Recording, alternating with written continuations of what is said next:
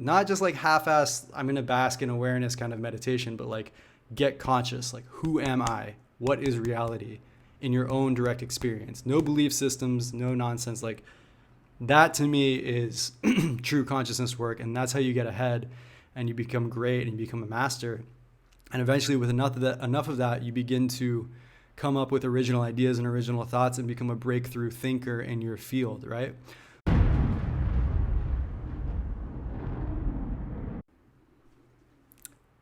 Hey, what's up, guys? Welcome to Lion's Heart.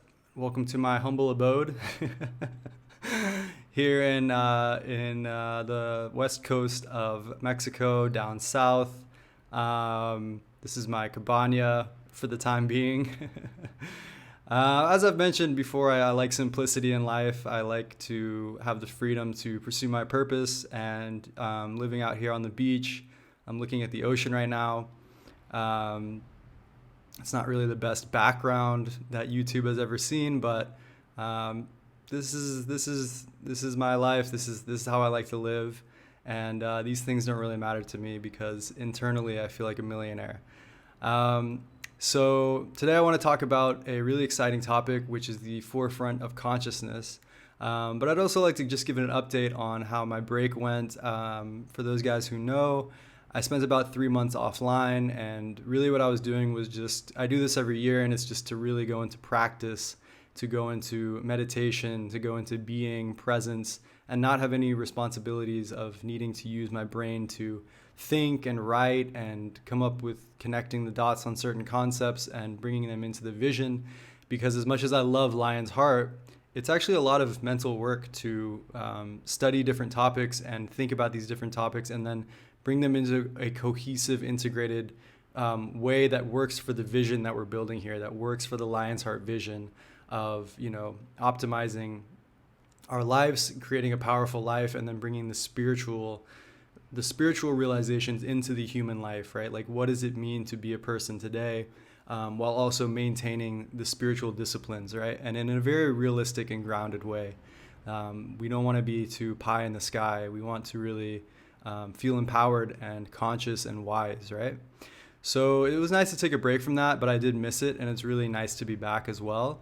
Basically, what I did was I spent 3 months in my town here, in the village, just offline, like really barely used my phone. I just used it for communication, things like WhatsApp.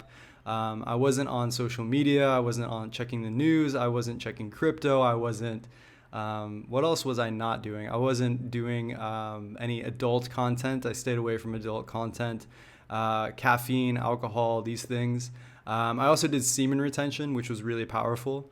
And, really it was beautiful because it was just this, and I was reading a lot of spiritual books and just contemplating these things. There was just so much space and emptiness to really go into the practice. And really, it just felt like this cohesion, this integration of all the work I've done this year. And it was really just like this enjoyment of like presence and being. And I think if a lot of people, if you plucked someone out of a city and you put them into that lifestyle I was living, they would find it really boring and really difficult. But for me, it was just pure bliss. I just spent so much time staring off into the ocean or going on long walks or having like long dinners with friends.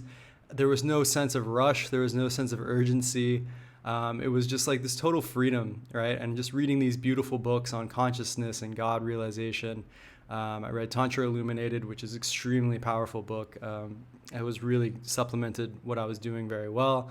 I did a silent retreat, a 10-day silent retreat, and that was so powerful. So many things came together, so many insights and realizations and awakenings, and just like in a very calm and peaceful way. It wasn't this explosive like fireworks thing, like taking acid or something. It was just this unveiling, I'll call it, like the shadow, the curtain was just slowly being pulled back on reality, and all these insights were coming together, and it was just so beautiful. And it just felt like such like a pinnacle of all the work I've done, internally and externally. And so I hope that starts to happen and unfold for you guys as well. I hope you're noticing those changes and feeling that in your lives as well. And really, I felt like just my nervous system from all these practices, like from doing yoga, 3 hours of yoga meditation every morning, reading, working out, like my nervous system was just felt so calm and clear and sharp, and just this calmness, and I was just crushing it. Like it was really just like I felt like I was on the limitless pill, right? And I'm 32 now, and I just felt like it was like the youngest. I've never felt that good, right? I never had felt that good, that vital, that powerful, that energized, like that sharp, right, in my life, right? Because in my 20s, I was, I don't know, watching online content and drinking and caught in all kinds of anxieties and fears and traps, and these drain your energy. And I was just so clear and open and calm, and it's the best I've ever felt in my life, right? So that was really powerful. I'm really glad I took that time off and did all of that. And it's great to be back. It's great to be back here and with you guys. And I wanted to kick off 2026 with a discussion on the forefront of consciousness, which is an idea, a concept that I came up with when I was hanging out with my dad actually over Christmas. And he was reading a book called Quantum Supremacy. And it's a book about like the future of quantum physics and how that's going to change humanity and what that's going to do for us in the future. Like one of the things from there was he was saying that quantum computers are going to make it so that we can actually detect cancer cells in our water while they're like microscopic, and that way we can fix and cure cancer because basically we're killing it while it's like as strong as like a cold, right? So that will bring cancer down to being like a common cold. So anyway, I was hanging out with my dad and I was talking to him about time, the illusion of time, like casual Christmas conversation, right? I'm talking to my dad about the illusion of time, and I'm telling him, so I'm basically saying, like time is an illusion. There's only the now, like thinking that there's the past or the present, or, like these things are conceptual, but they're happening in the now, right? Like I'm going to die. When I die, hopefully I die as an old man. Let's say I die as an old man. When that happens, it's going to be in this moment, right? I'm not going to die in another moment. It's going to be now. It's just going to be, I'm going to have a different body. The body's going to change. The environment's going to change. I'll be in a different room, but it'll still only be this present moment, right? And so I was talking to my dad and I was trying to explain this, but then he's more scientific minded. He really doesn't like kind of like the consciousness stuff. He kind of stays away from that. He's into meditation, but he stays away from like metaphysical claims, right? So he's telling me about this book and about physics and science. He's like, you should really read this book. And I'm like, you know what? Okay. Like, that's fair enough. Like, I shouldn't feel like I need to close out any other perspectives. I'm always open to other perspectives. So I'm like, all right, let me read this book. So I start reading the book he gives me on quantum supremacy. I also tell him to read Find Radical Wholeness by Ken Wilber, because that book, Ken Wilber really crushes it in explaining the concept of time and how it's an illusion. So we kind of had this deal, right? And so I'm reading this book on quantum supremacy, and towards the end of the book, the author is talking about, like I mentioned, all these things that quantum physics is going to change, right? It's going to change like how we do health and medicine, how we travel. The author was saying that we can get someone from New York City to London in like 2 or 3 hours, or like we can get an electric car to pick us up and it'll drop us off and park itself, and like all these incredible ways in the future that quantum physics is going to change how we relate and how we live, right? And so I was like, this is interesting. This is like the forefront of science and technology. This is the forefront of this domain, right, of science and technology.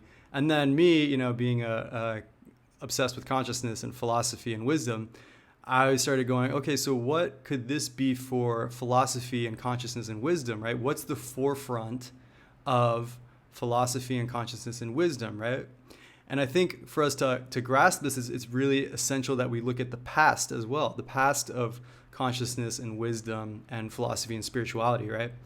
So as I was thinking about it, I kind of broke this down into two main camps, right? We have, as far as like great thinkers of the past, we have like the Western philosophers, which could be like, Aristotle, Socrates, Plato, Plotinus, Marcus Aurelius, like these kind of ancient philosophers, ancient kings of the Western times. And then we have the Eastern thinkers. We have like the Buddha. We have like, like non-dual tantric teachings. We have the yogis of the East, right? And I was kind of synthesizing these. I was thinking about these, and it's like, okay, so the West is really more, they don't really talk about non-duality. They don't really talk about consciousness and God realization. Plotinus did a little bit, but he was kind of an outlier in that sense. So the West is focused more on kind of like principles to live by, right? They're very focused on like virtue. They're very focused on like your work, your discipline, how you relate to people. They've kind of mastered this relative domain, right? Like they're very studious and concerned and contemplative on this like relative domain of like how to best live as a human being, right?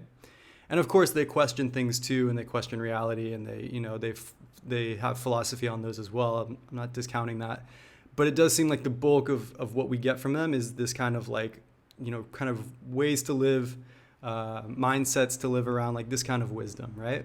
And then in the East we have like much more of a kind of non-dual consciousness awareness sort of wisdom and philosophy and teachings, right? Like this is like non-dual tantric teachings, the yogic teachings, Buddhism, Zen, right? They're focused more on like emptiness, awareness, being, transcending the ego, these kinds of things.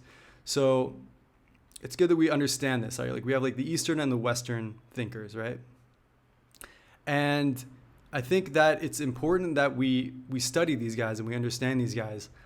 But I think one of the problems today is that so many people in this field, in this domain of consciousness and wisdom and philosophy, is we just rehash what they said, right? Like there's just so much studying and rehashing and kind of looking back at like what these guys said, what they were talking about, and kind of staring at the past in that sense. Like we're just staring at what Buddha did and what Buddha said, and like what was Buddha's teachings, and like what did Marcus Aurelius say in Meditations and these things.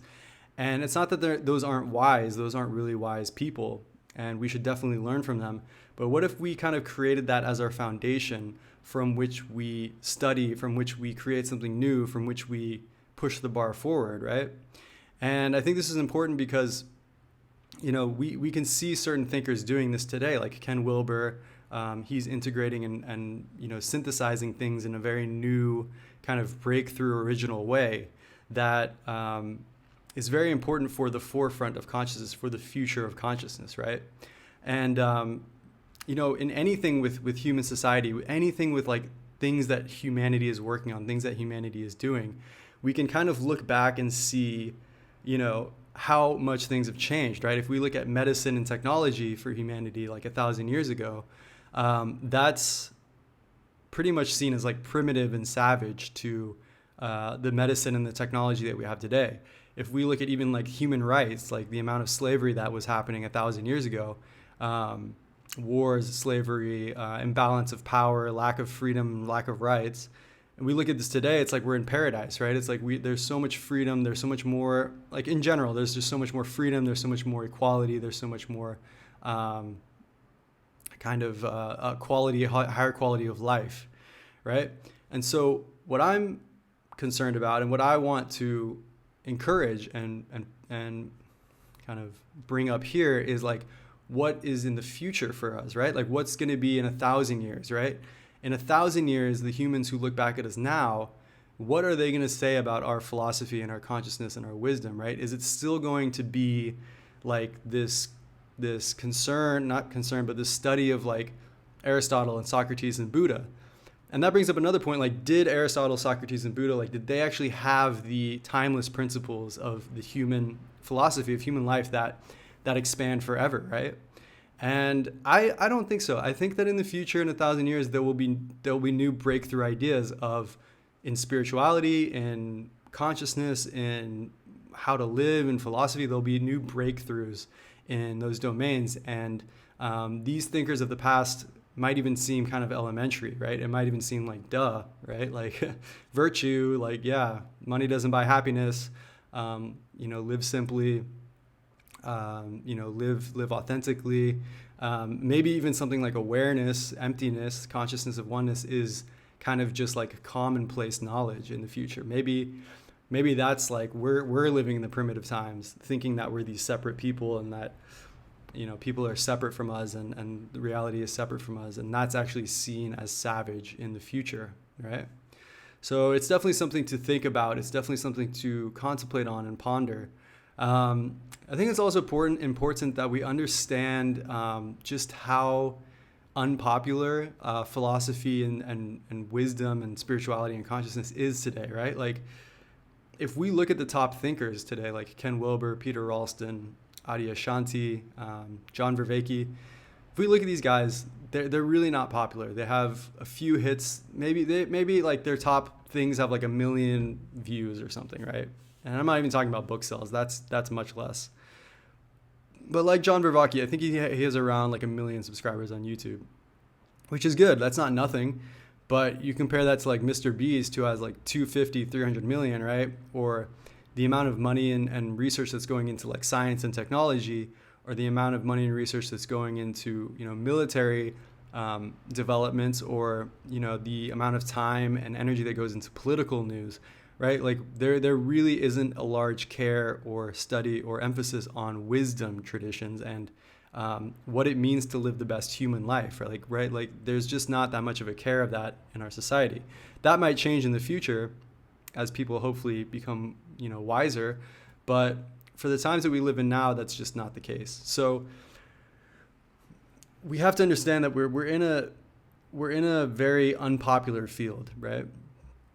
And I think on top of that, we also have to acknowledge that we live in a time where we can really be on the forefront of consciousness. Like we can really utilize the tools that we have today. We can use the technology, we can read the books we need to know, we can watch a video on this thinker and how that correlates to this one in the East and the West, and this school of thought and how that goes to that, right? In a very efficient and fast way that's pretty new, like very new. At the same time, this leads to more potential distractions. This leads to more potential pitfalls, right? In getting sucked into algorithms, dopamine traps, distractions. So we need to stay very focused, very clear, and very centered on our mission to create something new, right? And I think with this video, I just want to plant the seeds. Like I just want to kind of get this idea out there of like, what is new in the domain of consciousness and wisdom and philosophy that has never been talked about before, that has never been created before. And I think one thing that I kind of am interested in and lean towards is this understanding aspect, right? Like I think that we kind of have the foundation, right? Like the awareness, the emptiness, the non-dual truths, and then we have the virtues to live by, like what's a wise way to live as a human being. But there's not a lot of emphasis on like just pure understanding for its own sake. What I mean is like reading a lot of books and understanding how different things work. Like how does evolution work? How does relationships work? How do people work? Like psychology, how does that work? And how does music happen? And why does this relate to this?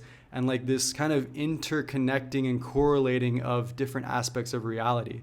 To me, this is pretty fascinating, and it's not very tapped into. I think Ken Wilber is doing great work on this. But really like treating reality as like a contemplation, and like really like understanding like how things work, and really like how deeply can you understand reality as well. Like you can master the aspects of being a good person and having virtues and these things. You can also master you could say the completely vertical, non-dual awareness of like nothingness, and that doesn't change, but consciousness changes, right? Consciousness is this moving, evolving thing, right? And so I think you can understand it on deeper and deeper layers. There's more and more distinctions you can make, as Peter Ralston would say.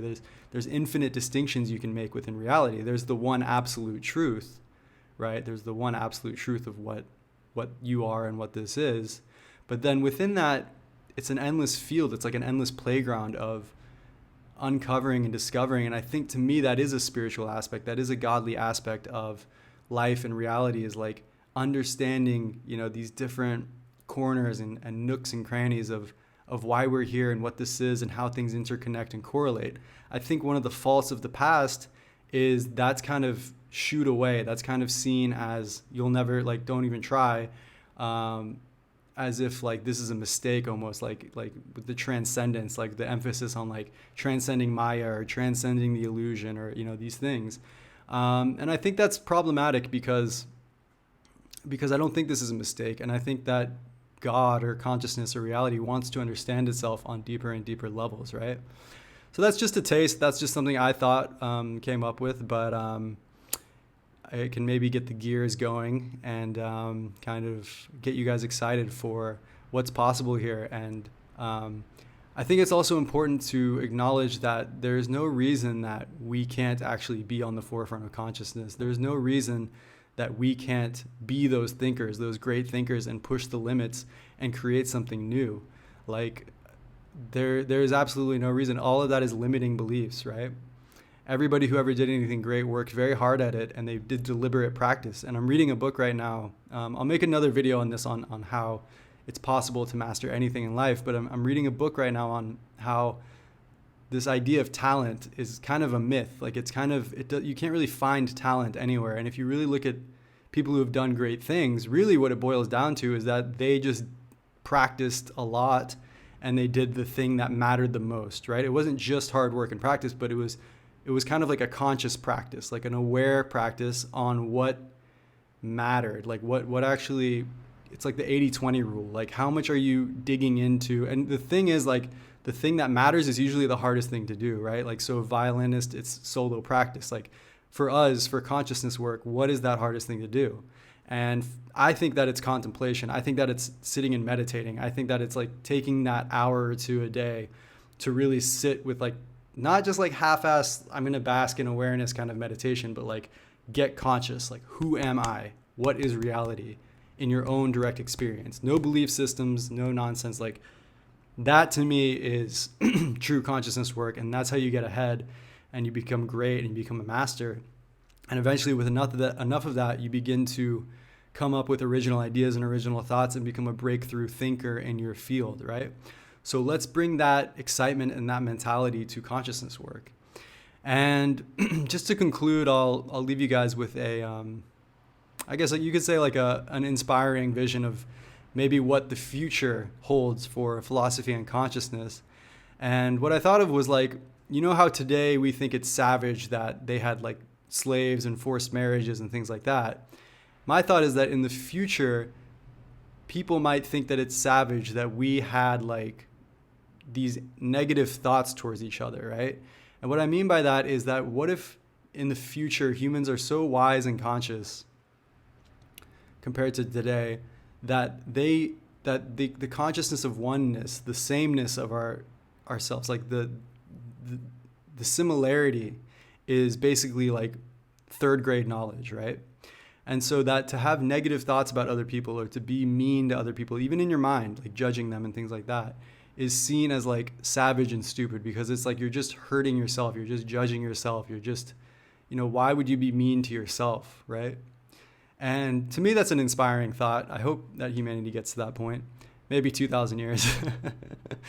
But yeah, it's just to think about that, and then we can kind of work backwards. We can do that in reverse order.